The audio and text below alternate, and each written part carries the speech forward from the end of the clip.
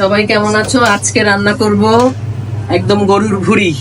ভুড়ি আমি একদম অল্প অল্প মশলা দিয়ে সিদ্ধ করে নিয়েছি। হলুদ, লবণ, মরিচ, আদা বাটা, রসুন বাটা, জিরা বাটা সব একসাথে দিয়ে সিদ্ধ করে নিয়েছি, হালকা সিদ্ধ মানে হাফ সিদ্ধ। এরপর এই যে পেঁয়াজ রসুন দিয়ে এখন ভুড়িগুলো দিয়ে দিব।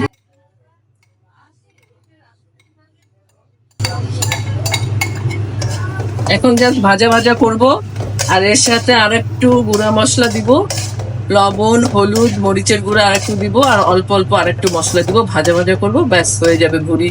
মজাদার ভুড়ি রান্না।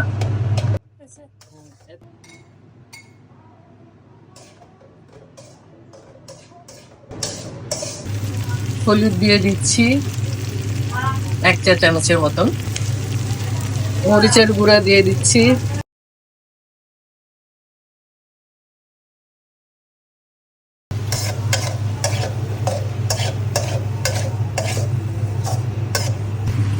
মশলা এখানে 3 টেবিল চামচ পেঁয়াজ বাটা আর 3 টেবিল চামচ আদা রসুন জিরা বাটা দিয়েছি।